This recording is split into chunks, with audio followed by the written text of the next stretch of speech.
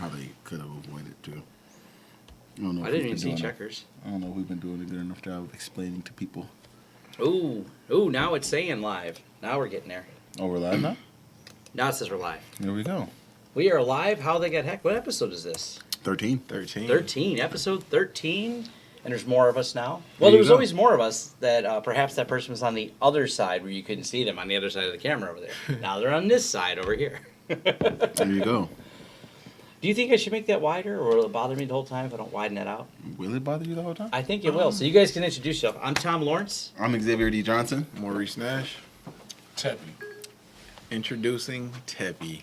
Teppy. Yes, we had technical difficulties for those that didn't know. Yes. It happens. Trust the process. We've all been there. Well, part of the technical difficulties was Tom rode his scooter here, and Xavier wanted to ride Tom's scooter. There you go. Then we realized, like, oh crap, this isn't turned on. The studio wasn't ready, and then YouTube wasn't ready, and there was the YouTube issues. But we're here though. That's what matters. We're here, and making things happen. I like the delay that I'm watching the live stream and I can see myself walking back to my seat. So there's about a 4 or 5 second delay from when we say it, when it happens. So let's pull up everything. There's all kinds of fun things that happen today. All kinds. Oh, man. The most fun. Well, in the last week. So we do have some beer. Beer. Those of us that like beer, not everybody likes beer, so don't harass them for not drinking beer. They're not. Wah. Yeah. Some people are healthy, like this guy here. Some people are not. We like to drink our beer and be unhealthy. I don't know. This Elysian space dust. That's good.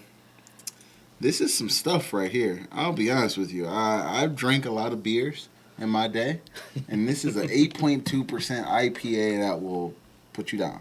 Do you So feel this is a one drink kind of pony kind of show. Do you feel space dusty? About the end of that beer, does. By the time you get to the bottom of the beer? It's relieving my headache as we speak. Nice. Oh yeah, that's always fun. Mm-hmm. So we've been dealing with some security issues with clients and things like that. You know, Oh, of course. because they're always hard to get to listen to you and things like that. It is the daily challenge, and then saying no to projects because you're like, if I can't do it the way I want, I don't want to put my name on it. Yes. I have one of those. I have someone else. I don't think they watch this channel. I know they follow me on my YouTube channel that sent me some crazy long NDA, and I'm just kind of like, I don't know. I don't have time to read that.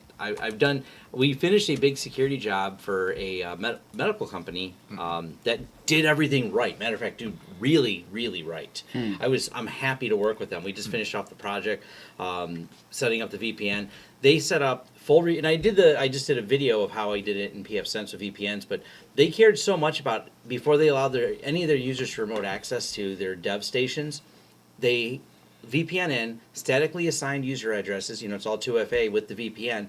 Then the only firewall rule we wrote for each individual user was access to port 3389 RDP, so they can only get in. So if anyone were to own one of their workstations, the only thing they would get is that direct level of access. They can't wander, they can't get anywhere else on the network, they can't route through the VPN, they can't even get through the gateway of the VPN. Least privilege? Least privilege. They said and I said, what do you want? Just access this? He goes, no, least privilege. He said that, and he goes, only access to 38389. If I decide later to need more, I will, but I can't see a reason for it, so that's it. So I was like, wow, I like working with you. You actually understand security, and I'm not fighting with you. You should block it. But yeah, if you give them access to everything, it's less headache, because that's always how it starts. Right. And always how it ends. Ease. So that job went exactly the opposite of the person who sent me the crazy long NDA. It's a small job, and I'm looking at the NDA and all the restrictions. I'm like, I don't want to do your work, and you have a lot of weird questions, and I don't know. No, sorry. No, thank you. So other than that, let's get talking about some of these topics on here, because did you see, we talked about this last week, and it's getting a little bit deeper, and it's the Krebs on security. Let me actually see if this works. Oh, there we go. There you go. So New York is investigating the exposure of 885 million mortgage documents, and this was breaking news that last Friday, where the First American Financial Corp had apparently left exposed everything for every mortgage And to give you a little background, I've seen at least one person that's 8:30 in the morning, which tells me they're outside the U.S. We do a lot of dumb things here in the U.S. That don't make a lot of sense to outsiders. One of them is called title insurance. We don't ever know who owned a property. So whenever you buy a house, you have to get insurance that someone else doesn't lay claim to the title of your property. Right. It's kind of a racket. Almost no one's ever had to claim title insurance, but you can't buy a house without it. So these companies, such as First Financial, are this weird middle market of you have to buy title insurance so I can buy a house. So if I want to buy a house to Xavier, they would be the broker in between going, I'll insure that Xavier, even though he claims to own the house, he might not. So you have to buy insurance because that's the law here in the U.S. But apparently that means they have to have a copy of every piece of the transaction from both parties. Yep. And they were saving it onto a server, and it was a standard serialization system is how this was found, where they were just incrementing numbers like a... IDOR. Yeah. Yes. Indirect objects. And we actually have somebody on the show who has an IDOR and a pretty powerful website. Am I wrong, Teppy? Oh, man. I don't know, man. I know people need to get their security together, especially if you're going to host other content or be a content provider platform or whatever that is. And these type of attacks occur when people just misconfigure and they go, oh, no one will figure out what that long URL we're using is. Right. And then as soon as you figure out that you can just increment some numbers, they were able to enumerate this and find everybody's mortgage documents for the last, 10 or 15 years of them. They've spent a lot of time digitizing everything, so this breach is obviously massive, but this is still a common problem. And isn't it called the Bucketeers? Isn't that the group of people that find open buckets? Oh, yeah. That's what they call them? There's a group I found them on Reddit, and I think they're called the Bucketeers. And if you type in Bucketeers, you'll find some GitHub projects. And what they do is they're kind of crowdsourcing the fact that the Amazon, is it a UUID or is it just a unique number that they're using in Amazon? For what? For the bucket names. Oh, so it's something that's actually manually set by the person who creates the bucket. Okay. And it's a global namespace in S3, so no two buckets can have the same name. Right. So it's up to you. Let's say you're, I'm trying to think of a company. Just give me one. McDonald's, right? Yeah. If you name your bucket McDonald's -data, people are going to try that. Right. So you should probably use a UUID, like you were saying, right, or some kind of key value pair that goes into a database that allows you to be able to know what data you're looking at based on bucket name. So Bucketeers are people who go around and just try randomness. They're just brute forcing. They're just brute forcing it, trying all kinds of random combinations. You can only try so many at a time, so once you crowdsource this and put it on GitHub and you put a random number generator on somewhere, they can just keep guessing buckets. And granted, guessing the bucket name, if it was called McDonald's Data, won't get you in. What gets you in is if that sysadmin from McDonald's Data says, I can't figure out why my application won't work. It's not connecting. Let me just open this bucket up. Cool. I know it's some type of permissions problem. I'll solve it later because the application is running. Or they are like a lot of other people and use the GUI to spin up their bucket. And just before recently, AWS would just make your bucket open by default. You had to actually go and lock it down because they understood that the permissions model around S3 was so complex that if they locked it by default, you wouldn't be able to unlock it. So Amazon made the decision to make it easier for developers to have a default permissions. Bad. Well, they realized, this is not good. Yep. They fixed it, and now they do a whole lot extra to make sure that your bucket is going public, and you have to open it up in 3 different ways for it to actually go You got to public. click a lot of boxes. Yep. They really want to let you know, because people are kind of blaming Amazon, and Amazon, really, we're just the hosting company. The developers are in charge. Shared responsibility model. Yeah, and ultimately what this leads to is frequently how these companies get hacked. So these people, like the Bucketeers, they go around and find things, they discover it, and it's where it gets even more complicated is when someone's using some random UUID, some long arbitrary number. You don't know who it belongs to at all. So sometimes these buckets are found, and the only way security researchers know what's in them is by wow, they have this information. And they have this information. Oh, it must be this company, because who else would have that information? There's been a few found that everyone's like, someone has a database and someone made some interesting insights. I think we talked about 2 weeks ago. There was a database in one of the security companies, it might have been Sophos, is asking for help identifying it because they don't know who it belongs to. It's one of the buckets they found, and it has all these people marriage information, personal details on them, everything but their PIA. So it doesn't have their social in it, but it does have phone numbers, addresses, and transaction histories related to their house. But no one in the database is under 35. So they're trying to figure out why would a database have such a strict cutoff of that, but have so much other information in it. There's like a focused age range, but then again, who knows? Someone maybe was doing a test and forgot about it, like wrote a script, dumped some data, left it. But in what the big thing we're getting to is this is frequently how these hacks occur, and these are some of those things that you can do with your company to audit. Is when the new guy gets there, the first thing he should be doing is going, hey, let's audit. Let's see what happened, what's open, what's this, before someone finds it. It's way better to close it and go, all right, cool, no one's looking, we closed it, we don't know if any of this data leaving us. And make automations that automatically, like, fix these common misconfigurations. Right? Learn something new every day. I didn't know they had a name for that term. It's like bucketeer. I'm like, I used to be one of those people. I just thought I was a good guesser. No, you a bucketeer. So Skip Oliva says there's already a pending lawsuit, and the failure of this is how the wording is. The failure to conduct sufficient application security testing may be due in part to the First American decision to appoint someone whom it hired and as an administrative assistant to be their head of enterprise of application security. So this is actually an interesting That's twist. an awesome promotion to have, by the way. Yeah. Because if I went from being an assistant to like the head of data security, enterprise AppSec, I don't great raise, man, or maybe not. Or not. Well, yeah. Well, you're the person that they're going to put on the end of the stick to sacrifice to the government. Like here you go. Their fault. This person did this. Actually, we're going to sue them too.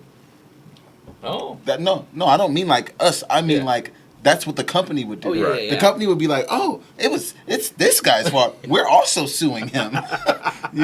Because you never want to. That's the reason why you email yourself stuff when you see bad things happening. Yes. You go, "Okay, I'm trying to fix it, but if I can't fix it, CYA." Yep. So these are important things to make sure you're not blamed. We talked about, I think, first or second episode, the prudent man thing, where you make sure you document that you were given responsibilities you were not approved for, you were not responsible for, and you're in over your head. It's not a bad thing, especially when you're in charge of cybersecurity of 850 million documents of people's personal information, to say I'm not qualified to do this.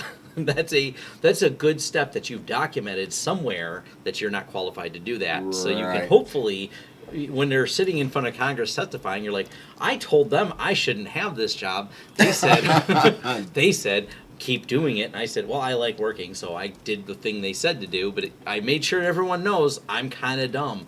Just so you know, I came here to assist. Yeah, I came here to assist. What I kind of like the angle that Skip talked about here was, what is the baseline standard for application testing? What level should a company be responsible for doing? That's going to be very subjective. Depends on the industry. There are compliance, HIPAA, Sarbanes-Oxley, any of the other compliance things you have to apply to, PCI DSS compliance. There is a level, but application testing isn't exactly covered in the same way in compliance, and it's very subjective. You could test an application and go, that thing worked. He could test the application and go, I found 3 holes. There's not a standard because it really comes down to how good the researcher is. I was looking at some of the latest posts by Tavis Ormandy. He found a flaw in Notepad, and I'm like, that's been around for a while. But if I give something to Tavis Ormandy to test, he's head of the Google's Project Zero testing. The dude's a freaking genius. Like, whatever he touches, he's going to break. He's going to find it and break in an interesting way. Right. I first learned about Tavis Ormandy when he found a flaw in VLC when it played back Nintendo SMC video game files, which is this part of the sound file. He found out because he was playing sound files through VLC and found an escalation and the way it produced a MIDI file. Who's looking at that besides Tavis Ormandy?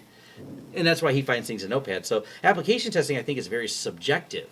Like, imagine the guy who probably did find it at the time that they were developing it, and like he told his boss, and his boss was like, "Yeah, that's a low." Yeah, that's Well, a lot. Who's, we'll work on who's it in. extracting MIDI files out of Nintendo games on SNES, out of the cartridges, Right. replaying them as files and listening to them One in DLC? dude. Tavis Ormandy. So, the indicators of compromise, if you see this activity on your box. Yeah, if someone's downloading a whole lot of Nintendo files and renaming them to standard, there was a whole steps of escalation that you had to do. You're like, wow. Wow, and then it gets executed the system. Yeah. Nice. Yeah, so it would get the same privileges as VLC, so it escaped. Fascinating, though. So application testing, I think, is an interesting angle because I think it's subjective how good the person is. I think it is going to be subjective to what is the standard. I mean, granted, now we have the NSA open sourcing Hydra. Deidre. I want to call it Hydra, but Deidre. Hell, Hydra. Anyway, but Deidre, so is it, does it... Deidre. Yeah, no worries. All right, say it I just want to make actually. sure I say it before the people in the comments. If you want to know if something's right, the best strategy is saying something wrong on the internet and you'll find the right answer. Oh my God, Oh, yeah. immediately. Yes. You're never as wrong as when you're wrong on the internet. That's And you're wrong forever, even when you've corrected yourself. yeah, even when you're correcting yourself. Then we'll remind you, someone will find that clip and just turn it into a loop. Just remember when you said it wrong back in 2019? I have it right here. Oh yeah, that's right. Yeah. Thanks for the view. Yeah. So Ghidra, is the standard is a well-trained Ghidra person has to application test, and that becomes part of the standard. So there's going to have to be some guidelines around what a solid application testing. Obviously, we can run through some of the standard tests. OpenVAS can poke at it, Right. set up a Metasploit, but that's going to be an interesting angle for that for prosecuting that. I thought it was interesting. Yeah, super interesting. Now the next one is: did you see Oh, is this the one? the Wasp? Yeah. Hidden Oh, Wasp malware man. stings targeted Linux systems. Man. So this is kind of interesting. The Hidden Wasp that we know of, and this is the person that found it. Don't go to the other blogs. And I did update the show notes in the last two shows, and I will make sure at the end of this I paste these show notes into this show. This is the actual security research link for who studied it, not the BS ones that are after it. A lot of news companies picked up on it and hid the source. What they do is they don't hide the source. They list security researcher blah, blah, blah, but don't direct link back to their site. Right. And they cut a lot out. Now, the reality of this is not like the end of Linux or some hole in Linux.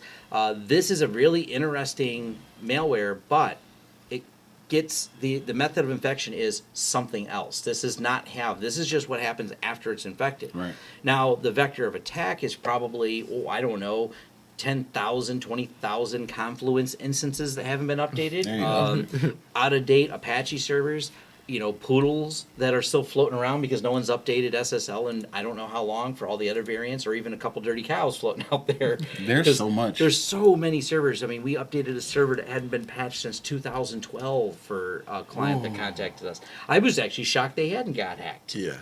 That's Yeah, amazing. that's interesting. And because I didn't want to try and validate, and I wouldn't have even known if this was on their system until recently we discovered it. We don't even know how to find it until now that we know. So my opt to fix this particular client was we're going to nuke and pave. He just had data on there that we knew out of a database that was known good, so no executables pulled off. I grabbed the database, blew the whole thing away, reset the server up brand new and fresh, and it restored the database and everything works. There you So go. that's the way you do it when you find an old system. Just white glove it, just nuke it, pave it. It might have this on there. And this is the real reason. We don't know how long or how many systems it's been on. The short answer, if you want to find this, is if it's on your system. As of right now, if you have the variant that this person found, look for a user called sftp in your users list. That's the user it always installs as. Every variant they found, so to speak, of this, it does have an auto updater. Matter of fact, one of the things it does when it updates is when it gets on there, I believe it looks for old versions and wipes them out, and it makes sure the command and control pulls the latest version. It's very sophisticated, very well written, and well documented. They walk you through each piece of the reverse engineering of it, so you can see what's going on. So it's also very impressive. I believe it even has, because it's a rootkit, it's got some hide shell. Not to mention, because it runs as SFTP, that looks like a common thing that you would find on there. So it's not going to jump out at you as something weird running in the background. We're not really sure what it's targeted for, but yeah, this is some extensive reverse engineering that they put together on this document. They definitely did a really good job on this one, and I always love reading the reverse engineering stuff because Man, malware. It really does depend on what level of malware you're incurring. Things like Mirai and other tools that get dropped over open ports, often to use for DDoS or something like that. Those scripts aren't sophisticated. But when you have things that are targeted for command and control and remote access, those tools typically are very, very stealthy and potent, and they do some interesting things in new ways you've never seen before. So it's always fun to go through and look and see the heuristics and see, where Hidden Wasp was, originated from, or where the base code comes from, and the method of polymorphism and all these other things that come along with it. And it appears to be, too, a culmination of a lot of open source projects. So it's not, someone asked if it's nation state. It's hard to say. There's not really clear attribution at this moment that I'm aware of on this.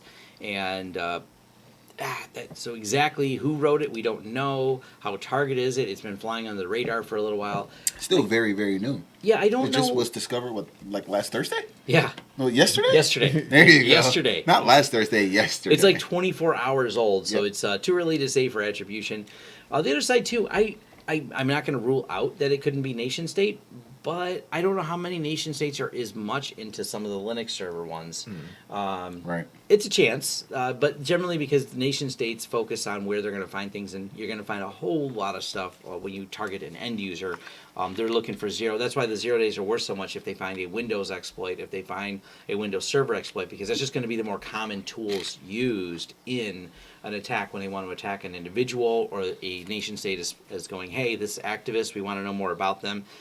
This came up a couple times with Israel and the way they specifically would target people, like individuals, for things. So it's definitely an issue. But yeah, attribution too early to tell, but scary for sure. Yeah. Keep your systems patched. And this is one of those things. It's not jumping on the system. It's not anything there, but it's not a worm. unpatched. It's not a worm. It's just standard unpatched problem. Hi, Baltimore. Should we? Right. All right. How many episodes will we cover Baltimore? I Man. think we're up to 3, maybe 4 now. Sheesh, Four. Baltimore. Yeah. They're still locked down. They should have just paid the ransom as an operating cost. I Wrote heard. it off. I It's still heard numbers. 50-50. You Well- may pay and they still delete it and lock it down. I don't know. I think because Baltimore's a frequent flyer on this, so Yeah, that's true. You want to unransom them so they can save up a little money and then hit them again. As I heard, I don't know. I haven't vetted these numbers, but they sound about right for the scale and scope of the city. That they think the rebuild process is going to be $1.2 million to get everything back up. That's It it. seems not like That's not a lot of money for a city It's just budget. Well, no, that's just a rebuild of just fixing the ransomware problem. Not like, but it's a lot of revamping. But Does that include new computers and everything? well, it sounds Probably like not. a whole lot of updates, and it sounds like they had a lot of computers, and some old, some new. It's just their network seems to be a hodgepodge.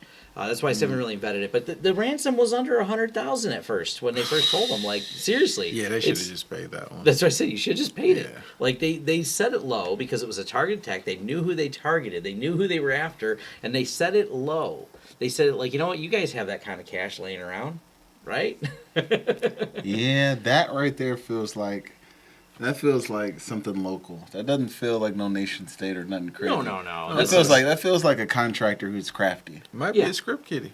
It could be. The place was like Swiss cheese, so it's actually hard to figure out how they got in because there's so many potential ways for them to get in. Sheesh. It's like, yeah, and I have a feeling based on how old stuff was, they had no logging for anything. If it was that old, the script kiddie probably found it on Sheldon, exploited it. There we go. Well, they have a whole ASN block. They have 256 IPs, so you take your pickings. Wow. And there's stuff on all of them, like all kinds of old Exchange servers and everything else. Man. It is a mess when you look at them. So the Boston's a big mess.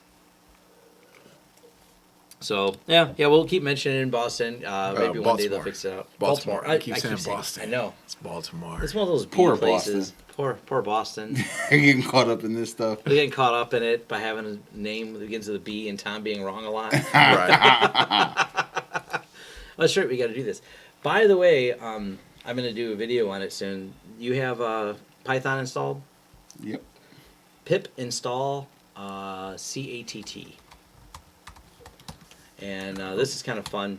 that will install the caster tool. And then you type cat and then the website, and it'll cast right to that. There you go. So Nice. in case you didn't know, that's the casting tool. Hey, look at that. Learn something new every day. I know I do. I love it. This is I wanted to know, because Xavier posted, we should talk about that. You tweeted it, but it's not in the show notes. What's that? The Chromecast hacks. Ah, yes. Oh. Yes. This is kind of fun. Why don't we explain to people, because while I dig up your tweet. So, do you guys remember Hacker Giraffe? Yes. The cool guy who was going around and had found the bug for Chromecast, Open Chromecast on port, I think it was 8080 or something like that, 8008 or something like that. And he was going through and playing PewDiePie on everyone's Chromecast. Oh, yes. And then okay. Google blocked him, and he changed the script, and he ran it again, and he had like a counter going up, and it was interesting. Well, that tool, that was just like earlier this year, that tool got leaked, and I won't call it leaked, it just got released. Right. What's his name on GitHub? You know what? Let me go dig it up. It's inside of the DC313 Oh, Keybase. okay. In the Keybase. Yeah, that's where I seen it. So anyways. Crashcast. Crashcast. That's what it's called. From 649. And the Crashcast exploit is, after reading it, it's very, very simple. The thing that it's actually doing is doing a curl to port 8008/8apps/YouTube. And then you're passing something called, it's a post, you're passing a variable of V, and that V equals the video ID, and that's literally it. If you just pass the video ID to a Chromecast via a post to that endpoint, it just plays the video. Yeah. So then this is what's interesting. So while going through the Crashcast, which I was like, oh, this is cool. And I like the way it looks and the way it finds everything, and it including I have a Shodan account, so you can easily play with this and find all the people open up a Shodan. But this is actually what led me to CATT. They're using it's based on this. So this is the basis. Well, all this really is a really simple local only broadcast to broadcast to a Chromecast. So if you type CATT and then it'll automatically, because you're on the same network as our Chromecast, it'll automatically do it. So CATT status, it'll tell you what it's doing right now. But yeah, this is kind of cool. Definitely pretty cool to play with. I'm having a Python problem, but it's okay. Oh, yeah. But he's got to get it in Python. Anyways, a different detail. Yeah. Gary Adams commented, and he said the Baltimore Sun put total cost, including lost revenue, at $18 million. 18 million. Ooh. Wow. So the podcast I was listening to earlier today, Thank when you they for said that correction. 1.2, that's why I said I didn't have the source on that. I heard it was listened to a podcast when I was driving today. I was like, 1.2. Wow. 18. First- Ooh, but- that ticket went way up from 100,000. There we go. See, they should have just paid the ransom. There's a reason. So, they've done a lot of research in some of these ransomware, and they refer to you, if you were the one ransomed, as a customer. Because they're negotiable. There's been a lot of good stories I've read on Reddit where sysadmins got there, they got ransomware, no backups, et cetera, horror story, and they negotiated because the first time the ransom was just too high. Yeah. And it's funny because I wish I could find, it was a great back and forth on Reddit where they said, look, we just don't have the kind of money to pay that. And they said, oh, it was our mistake because they forgot Bitcoins went up so much. So they said they wanted like 8 Bitcoins. It was an older ransomware. And they're like, oh, no, we know 8 Bitcoins is way too much for that now. Yeah. We'll do it for like 1 Bitcoin. They emailed back and forth. And they go, we negotiated it down. We came up with a reasonable price. There you go. They unencrypted our stuff. It's a ransom. Negotiate. Yeah, you're negotiating for your files back. Ultimately, they don't want to screw you. They want money. So they're willing to come down to whatever that compromise is, because the other compromise is you're going to restore from backups or deal with it, and they get nothing. Right. And they know they got you on the hook. So they're, okay, fine, I'll take $1,000. I know I wanted 10, but it's free money. It's free money for them. They've already set the trap, and you fell in it. And you don't have backups, so... Ouch. Man, falling in traps without backups. All the time. Yeah, we've been deploying... I just had a person, and it's funny because they hesitated. They've 24 hours and they haven't replied. They got ransomware. They don't have other data, so now they got some of it back from an old backup they had. They're realizing what a loss this was to their company. I won't say the name of the company or what they do for any hints in case they're watching. And I messaged them back and forth. I gave them a really good offer on setting up backups, setting everything up properly. And they're like, I don't know. And I'm like, you at least should do it yourself. Even if you're not going to hire me to be managed backups, you should do it yourself. Even that sounds a little bit pricey. I'm like, really? And I recommended the cheapest solution, which is Wasabi, which only charges like $7 per terabyte per month. I'm like, you can't get cheaper than Wasabi backups. Wow. And they still are like, well, you know. Backup people. Yeah. I mean, backup everything. Backup Please. everything. You know, Wasabi Hot Cloud. Maybe we should give them a sponsor. Wasabi Hot Cloud storage for really cheap. There you go. The ad read free. That's the first one's free. First one's free. You know, you gotta. If come someone with that signs paper. up and mentions us, you know, throw money at us. Come throw that paper at us. Mm-hmm. It's something we are going to be working on here, some channel sponsors and fun stuff like that. So if anyone has suggestions and ideas, what else do we have? Oh, VPNs. The dollar VPN. With dollar VPN. Yes. Foreign spies may be hiding in your VPN, warns Department of Homeland Security. Say a VPN. I like this is from the Sophos. A VPN doesn't magically improve security. All it really does is make your VPN provider into your new ISP, your first hop onto the internet. That first hop is the place where a single provider gets to see all your traffic, whether it's encrypted or not. You have to trust the VPN provider a lot.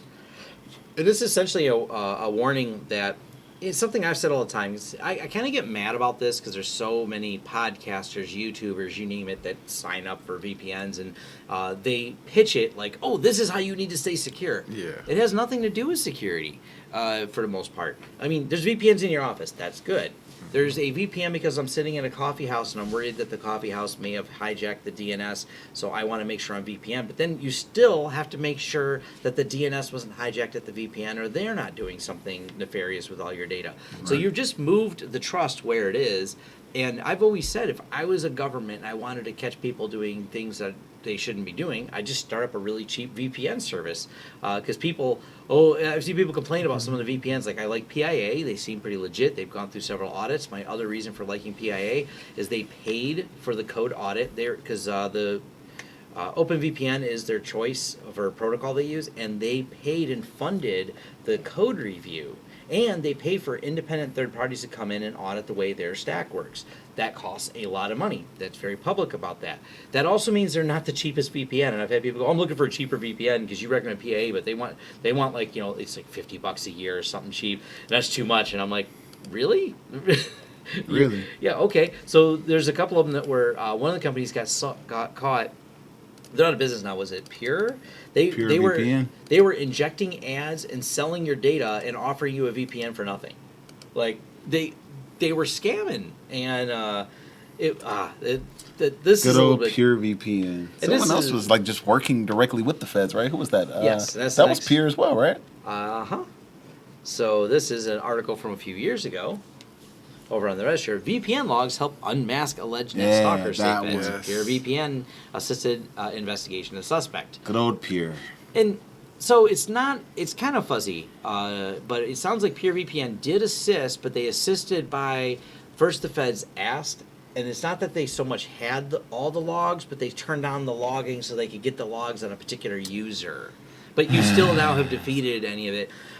They're good and bad about this, and this is where the mixed feelings come in. This was a truly awful human. Like, this person was true hell to a lot of people. This person really, really needed to be put in jail. They were absolutely harassing the hell out of people, everything from threats to physical harm, and it turned out to be a roommate of the person. That's how they had so much personal information on them and everything else. They turned this girl's life into hell, and I'm calling with other people. And so it wasn't even a net stalker; it was a next door stalker. Yes, like a normal analog 1990 style stalker, over the shoulder surfer. Yep. And this person was using everything from SMS harassment, you know, getting burner phones, getting emails, stalking on social media. It's not often that you hear about an individual having a fed case investigated over essentially like bullying and stalking. Wow. Yeah, that's not something the feds get involved in, but this person was so heinous they got involved. So this person really was awful, so it did take a lot of effort to do this, but it still is that same concept of you're just kicking the can of trust down the road a little further. So something to think about with the VPNs, that you have to really trust the VPN provider. Just my thoughts on that. So Yeah, Chameleon says for VPN, if you route your own, then you have to worry about your ISP, or if you route it through Tor, it becomes who you trust and who they peer with. Sad face. Yeah. Hold on, we've been pretty vocal. Teppy, how do you feel about VPNs and Tor. and Tor proxy chaining?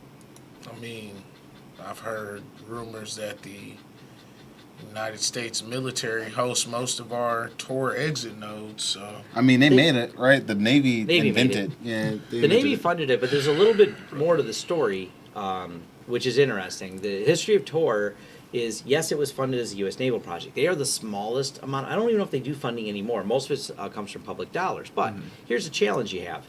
Let's say I'm the government. I want to scan the internet for things. How do I scan the internet for things? Well, you know my ASNs. You know what blocks of IPs I own if I'm the government. So if we invent a way to anonymize things, and we are the only ones using it, well, I didn't do anything. I just kind of made some confusing messes on the internet of all these Tor nodes. But if I get everyone to use it and put it in a public domain, and a lot of people use it, you hide in the noise. Right. And the way Tor works is Tor creates circuits. That's why it's called an onion circuit. Yep. And no in-node or out-node knows where they came from. So every other Tor node only knows one section but doesn't know the next. So if you really break down how Tor works, it's fascinating. It is secure. The way they find you in Tor, the way you can be found, this is where it gets tricky, is timing attacks. And the timing attacks occur where, let's say, I log in from my office to Tor, and I keep using that. I keep popping out the same exit node. By the way, MIT, a lot of colleges, I frequently have popped out on the MIT exit node, and they can explore this information. So they go, all right, he does seem to log in from here. And if I'm a nation state, this is how they go. They have to keep looking and doing a ping. What happens when I ping from Detroit to MIT? How long does that take? What if I do it from Chicago to MIT? And they look for a matching jitter for the packets and the traversal time. So they're not doing it by understanding IPs. Tor is anonymous. You can't find your IP. You can't reverse engineer a circuit, but you can do that timing. Who has enough servers everywhere logged in all the time? Someone with a nation state. They have a whenever there's a Tor entrance node, they probably have something entering at that point. So then they can create pattern recognition. But if you look at Anonymous, Lulsec, how they caught them. Yep. Got bold. They sent a link to a bunch of them. And they opened the link not through their proxy chain. They weren't fully anon surfing.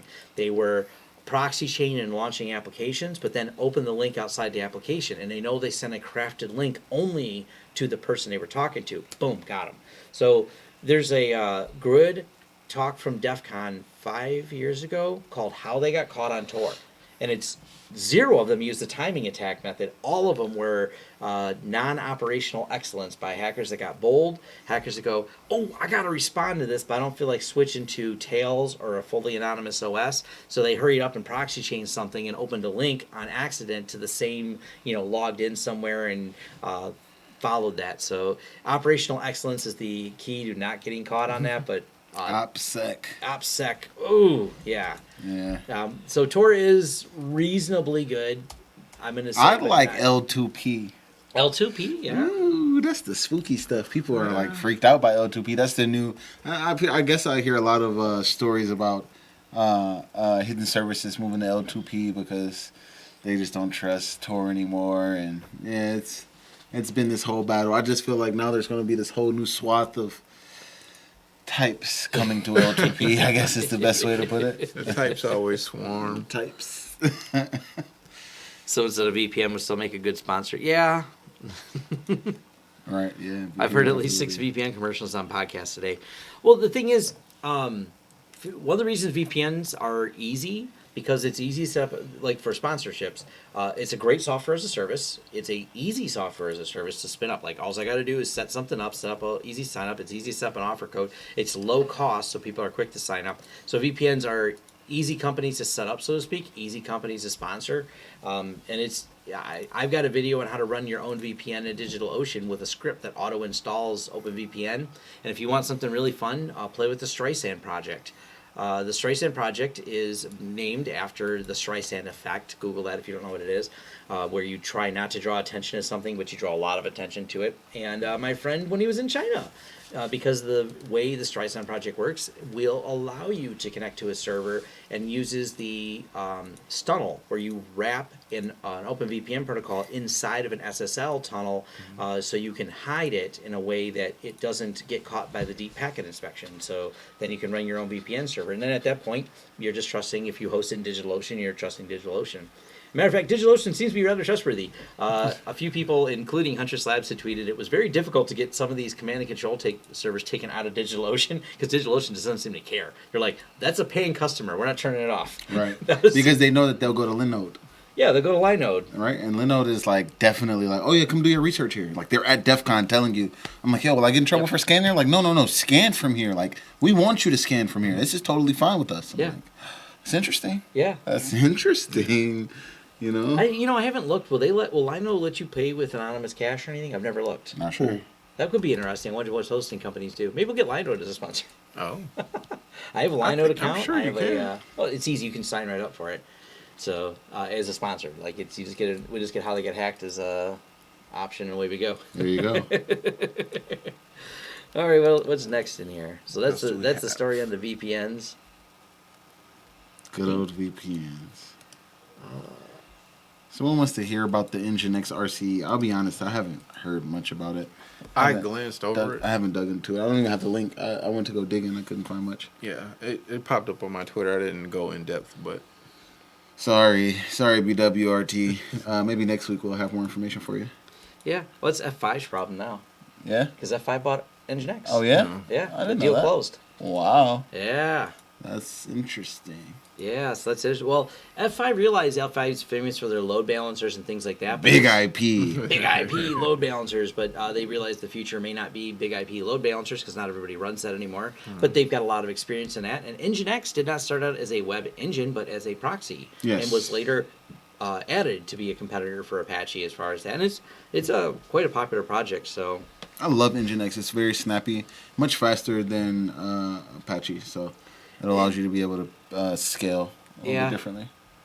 it's a neat system, and it does make a good reverse proxy. And Great one. they switched over. That's what pfSense uses as their back end is Nginx. Nice. So, and I know that because whenever there's been some of these RCEs, was a couple race conditions that ran Nginx out of memory. This is why I love the modular nature of like pfSense firewalls, because all you had to do was go. There was a BSD package update, so you go package update, and you could update Nginx from the command line in pfSense and patch it. You didn't have to load a new whole firmware patch or anything like that. You could just update the individual package and solve the problem. Sweet. I think the last story I have is RDP stuff? RDP. Yeah, 0708. Like, people are going to remember this forever.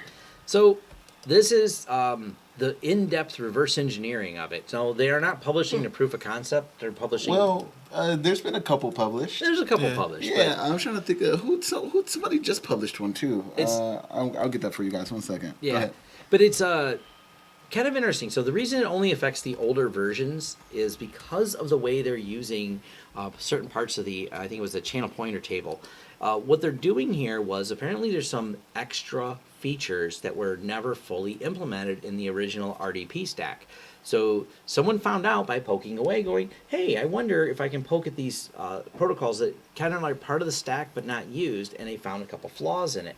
Now, these flaws don't exist because they're recoded in the newer versions. So when you go to Windows 10 or the other versions, there's more, the protocol is a little bit different, and those other pieces are not just open. So it's kind of like they wrote in like, hey, we'll add these extra registers and these extra spots, but we're not going to use them. They're kind of future thinking, and then they never used them. But then when someone filled them up with data in a certain way, they go, yeah.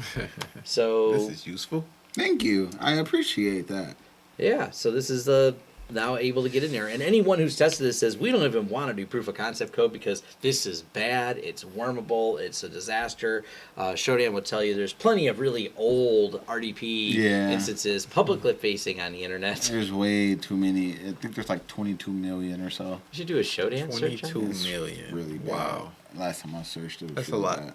It may be 200 million. The Let me double check. RDP, and that's the person that had contacted us. That's what they were previously doing. Granted, they were newer installs before we set the VPN. The new security guy who at the client I mentioned, that's what they had was publicly exposed RDP. 2.4, excuse me. 2.4 million.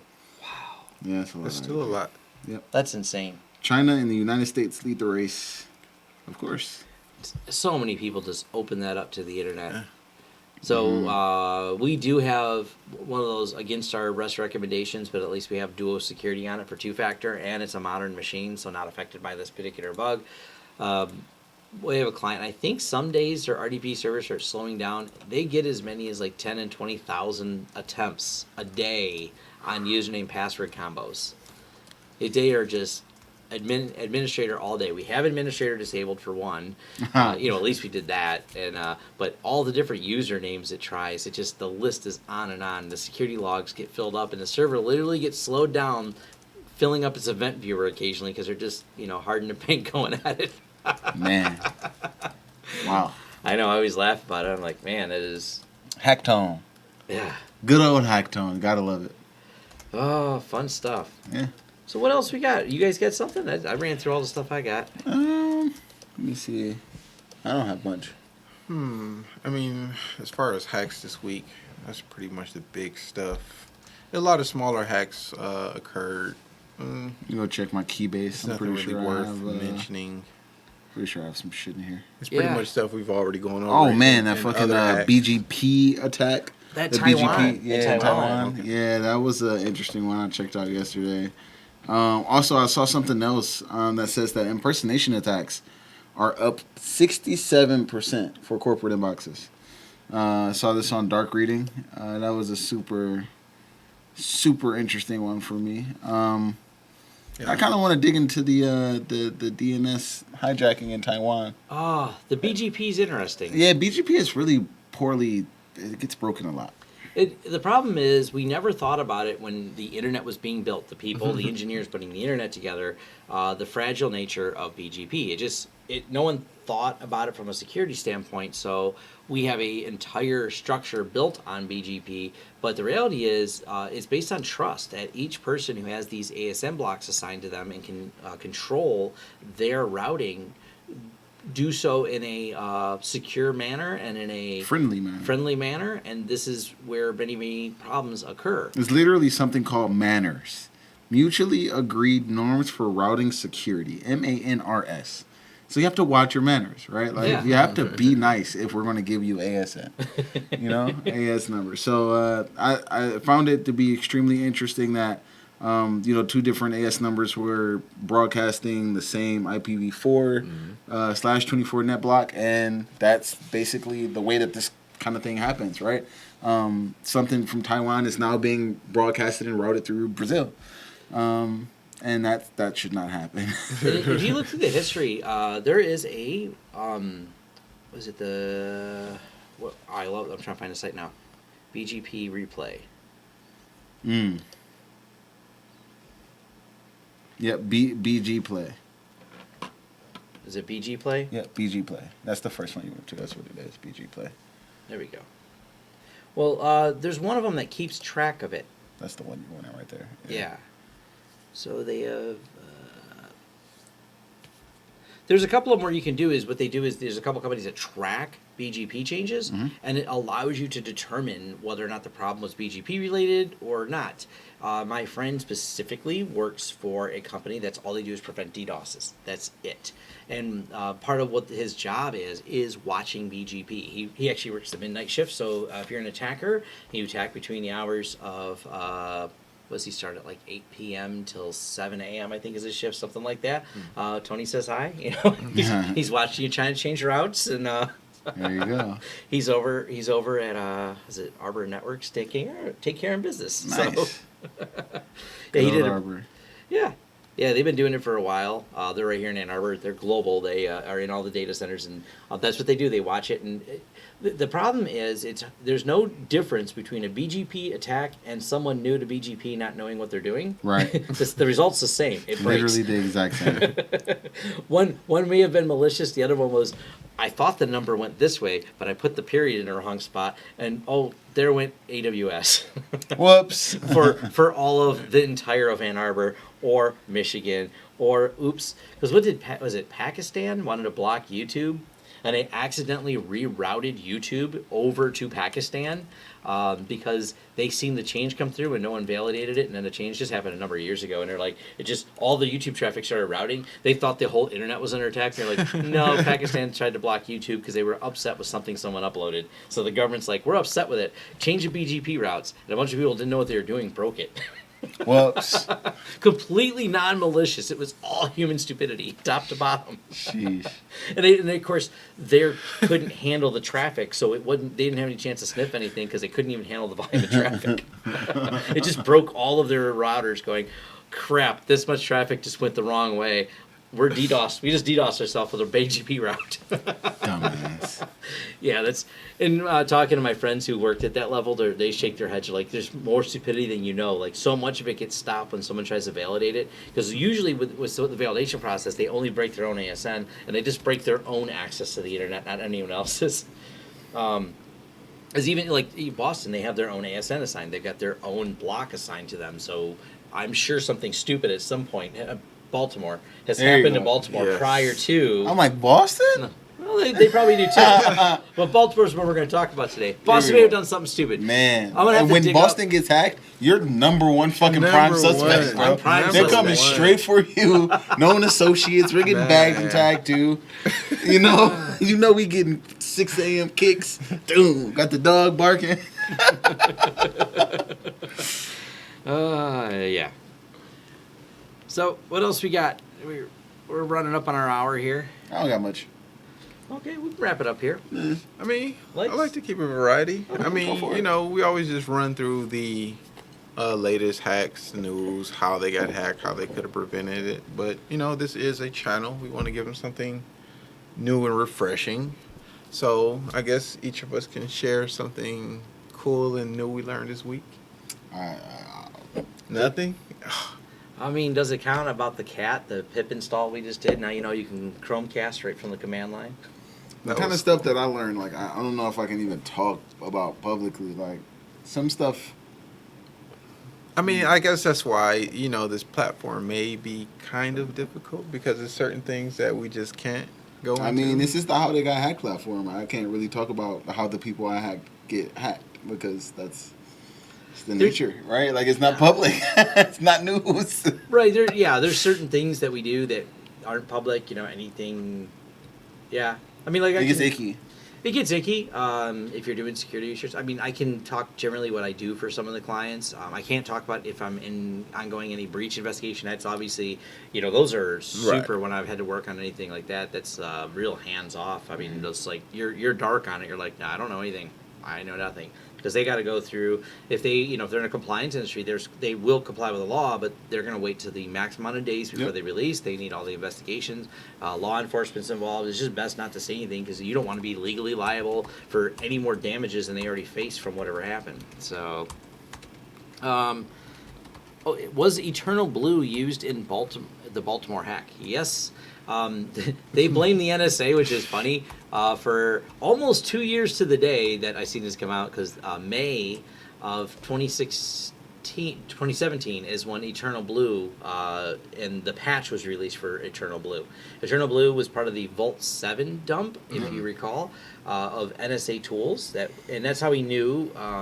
They had quite a few 0 days in tools, because the Vault 7 was a Confluence dump. That they had. So somehow someone had a backup of the Confluence used at the NSA with a lot of notes and everything in there. Matter of fact, there's all kinds of fun things. If you should go back and read that, it's WikiLeaks is still hosting it, as far as I know. All of those leaks are really interesting and worth reading, but Vault 7 was, like, scary. Vault 7... Like, it was spooky. It was spookily. Well, we learned a couple things, that there's, like, hacker spooky. handles used. There's hacker handles used inside the NSA, so it didn't have really names. It had, like, different handles. There's comments, because if you've not familiar with Confluence, it's like a wiki. So their internal Confluence is what got dumped. So there's a lot of interesting information that was in there.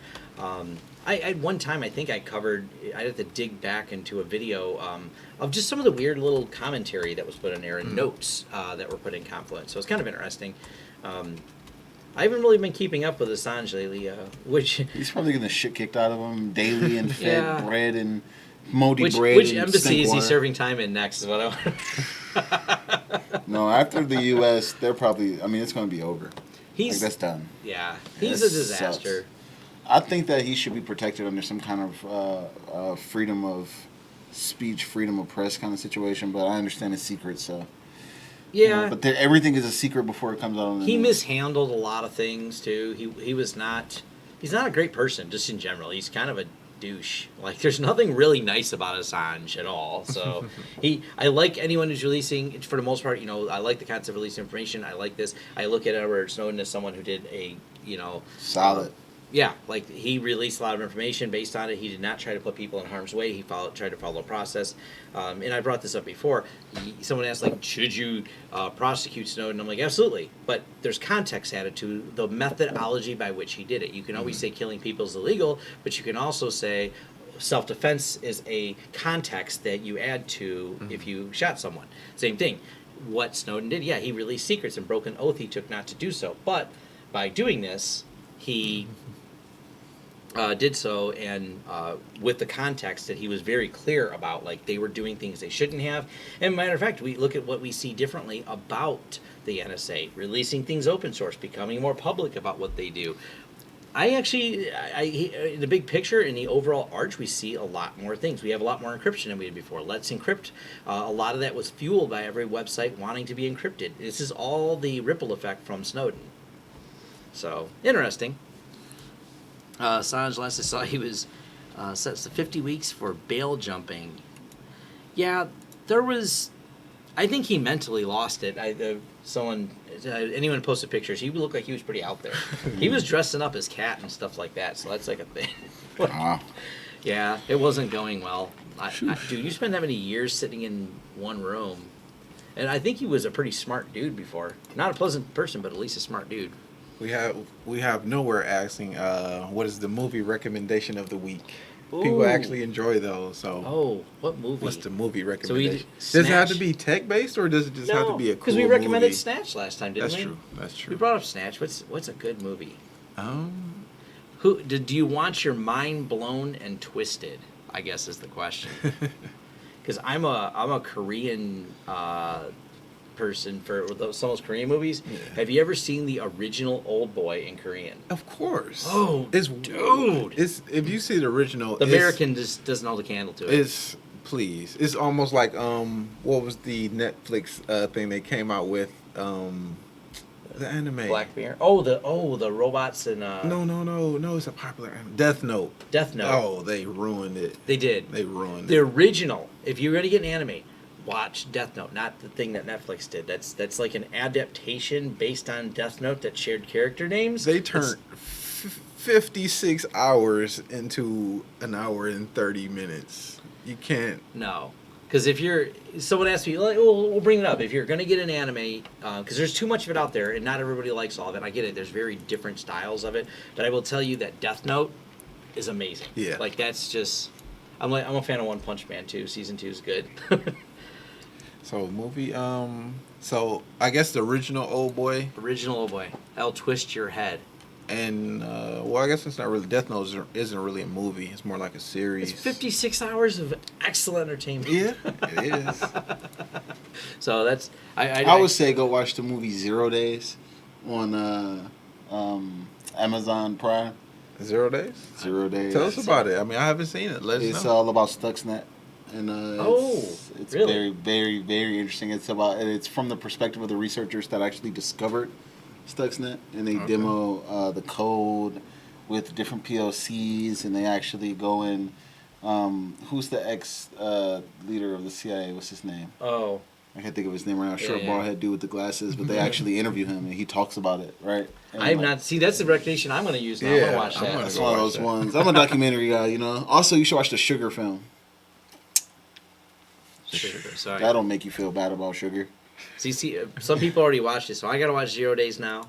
See? Look, that's going to be my project. 0 Days. I didn't see 0 Days, so I have to watch it now. No, we're going to have to watch it. We'll give our review. It was really, really good. That'll be our review next time. So I think we're wrapping it up here. Yo, thank you so much for tuning in. Like, subscribe, share, tell people. Comment, subscribe, like, share, press that sub button, Feedback. smash that like button, smash that like button. I want to see like button go up right now. Let me see. We're at 9 right now. Sniff packets, not drugs. Not drugs, right? I know it just says sniff. I will probably like, Halfway whoa. there. Kane, I will this week I will put together a list of my favorite. Well, it's not really that many hacker oriented. Well, I guess it is a lot of hacker movies, but a lot of good ones. No, they're few and far It's between. few and far. Now, it is a lot of movies that have a lot of good hacking scenes in it. And I might, just list a couple Kyle of the Ream scenes. says trying to forget trash humpers. Thank you for going to Ooh, watch. look at that. We went to Trash 15. Humpers. Smash it. Smash that button. So, It's working. So hold on, Kyle. What did you think about Trash Humpers? Let me know. Give me your honest opinion. Was it weird?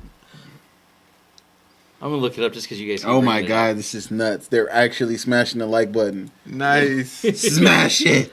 Look at this. Somebody set up a bot to just smash the like button for us. No, Yeah. don't do that. Wait, yeah, that could get us in different That'll problems. get us in trouble. I'm not ready for that problem. No, not yet. It's like episode 5 or 10 or so. All right. All right. He Appreciate you guys. He didn't respond. Thank in you so time. much. Catch Yeah, you I'll let next Xavier time. press the button. And I'm pressing the button. See you guys. Peace.